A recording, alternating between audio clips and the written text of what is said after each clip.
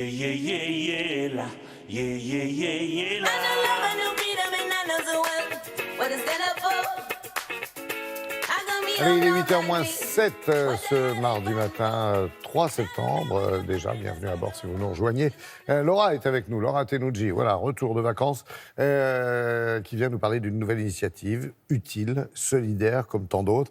Et on va mettre un coup de projecteur ce matin sur cette nouvelle boîte, comme on dit, sur cette start-up, sur cette plateforme collaborative dont il est question et qui permet aux personnes en situation de handicap finalement de voyager sans toutes les contraintes matérielles auxquelles elles sont confrontées habituellement. Exactement, c'est un peu le Airbnb des personnes en situation de handicap, même si je n'aime pas faire de comparaison, surtout avec des sites comme celui-ci.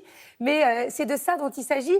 Et celui qui a fondé ce site a eu une idée suite à une histoire personnelle, comme on l'évoque. C'est souvent le cas. C'est souvent le cas. C'est souvent le cas. Et la technologie est mise au service des personnes en situation de handicap qui vont pouvoir enfin partir tranquillement en vacances, voilà, si elles ne sont pas parties ou si elles ont envie de prolonger au mois de septembre, ou en week-end, pourquoi pas, 2-3 jours, et de tout trouver sur place. Et de ne pas se tromper de lieu, en fait. De ne pas se tromper de lieu et surtout d'avoir quelqu'un qui leur loue soit une chambre, soit un appartement, qui a le même handicap qu'eux, ce qui règle quand même pas mal de problèmes. Je suis allée rencontrer Guillaume, le fondateur de cette merveilleuse plateforme.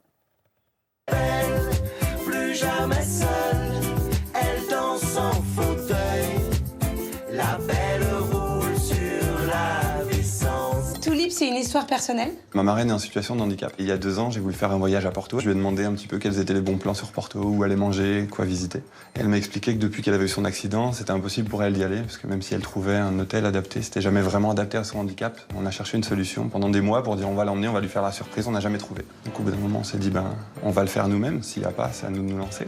Pour mes associés, ils travaillaient dans le milieu du handicap, ils ont constaté au quotidien que les personnes en situation de handicap avaient beaucoup de problèmes de mobilité au quotidien. On a choisi de quitter nos travails pour nous lancer dans cette histoire.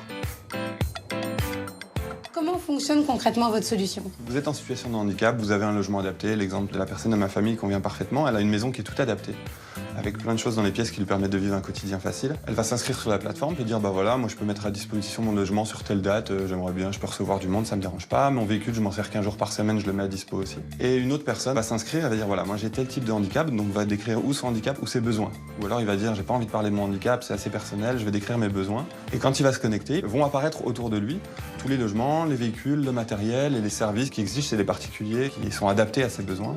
Tout ça, c'est validé par des ergothérapeutes qui vont mettre en relation les besoins de la personne avec son handicap.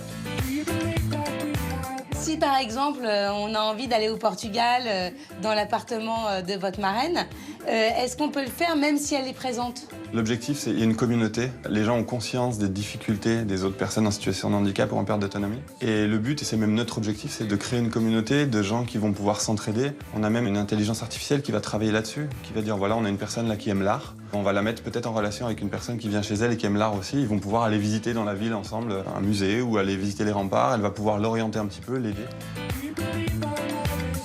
Et quel est votre objectif ? Et l'objectif, ça va être l'internationalisation, donc début 2020 ou courant 2020, pour dire voilà, maintenant partez partout dans le monde et vivez comme nous, les valides. Voilà, il y avait un petit en trop sur difficulté, ou alors on l'a vu trop tard, c'est pas grave. Dites, c'est tout nouveau ça. Oui, c'est tout nouveau, quelques semaines. Donc, si vous vous connectez sur le site, ne soyez pas étonnés, il n'y a pas encore un nombre de biens conséquent. C'est à vous, justement, d'aller fournir le site. Et je voulais vous parler évidemment d'un autre site dont on avait parlé à Télématin, qui est précurseur, qui s'appelle J'accède et qui, lui, vous permet de trouver les lieux, les restaurants, et où vous, Laurent, ou moi, nous pouvons participer quand on arrive dans un lieu, un musée. On peut dire « Ah, celui-là, il est parfait, il dispose de toutes les infrastructures pour permettre aux personnes en situation de ce handicap de visiter ce musée, d'aller dans ce restaurant. Les toilettes sont bien au rez-de-chaussée. » Voilà, donc vous aussi, vous pouvez participer et enrichir ce site, même si vous n'êtes pas en situation de handicap. Ce sont toujours d'excellentes idées sur lesquelles vous faites le focus. Après, reste à savoir dans le temps si ce sont de bonnes démarches, de bonnes entreprises, bien sûr, et de bonnes activités. Voilà, on verra ça. Vous nous tiendrez au courant. Toujours est-il, en tous les cas, que c'est bien de tomber sur des gens comme ça qui pensent aux autres. Ça fait du bien. Mais ouais, tout à fait. Merci beaucoup, Laura.